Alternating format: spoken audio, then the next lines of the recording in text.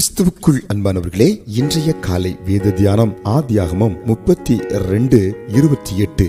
அப்பொழுது அவர், உன் பேர் இனி யாக்கோபு என்னப்படாமல் இஸ்ரவேல் எனப்படும், தேவனோடும் மனிதனோடும் போராடி மேற்கொண்டாயே என்றார். அன்புக்குரியவர்களே, ஆண்டவருடைய பாதத்துல களங்கம் இல்லாமல் உள்ளத்தை உடைத்து ஊற்றி போராடி ஜெபித்த பக்தனுடைய வாழ்க்கையில நடக்கிற மகாபெரிய மாற்றத்தை இங்கு காண முடிகிறது. ஆண்டவர் அவனை பார்த்து சொல்கிறார், உனக்கு பேர் இனி யாக்கோபு இல்ல, எத்தன் அல்ல, ஏமாற்றுகிறவன் அல்ல, உன்னுடைய பெயர் இனி இஸ்ரவேல் எனப்படும். ஆமேன்.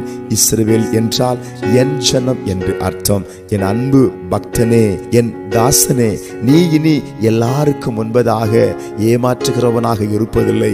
என்னுடைய பிள்ளையாக நீ இருக்கிறாய், என் ஜனமாக நீ இருக்கிறாய் என்று கர்த்தர் அவனை ஆசீர்வதித்தார். அன்புக்குரியவர்களே, நிச்சயமாய் உங்கள் வாழ்க்கை கடந்த காலம் மாய்மாலம் நிறைந்ததாக, சில கள்ளம் கபடுகள் நிறைந்ததாக, சில தேவன் அருவருக்கிற சில பாதையில் பயணித்ததாக கூட இருக்கலாம். ஆனால் உள்ளம் உடைந்து ஆண்டவர் பாதத்தில் உங்களை ஊற்றி நீங்கள் ஜெபிக்கும் போது, நிச்சயமாய் உங்களை அர்ப்பணிக்கும் போது, உங்களுடைய பழைய பெயரையெல்லாம் ஆண்டவர் மாற்றி கெட்டுப்போன இடத்திலே நல்ல பெயரை ஆண்டவர் நிலைநாட்டி உங்களை ஆசீர்வதிப்பார்.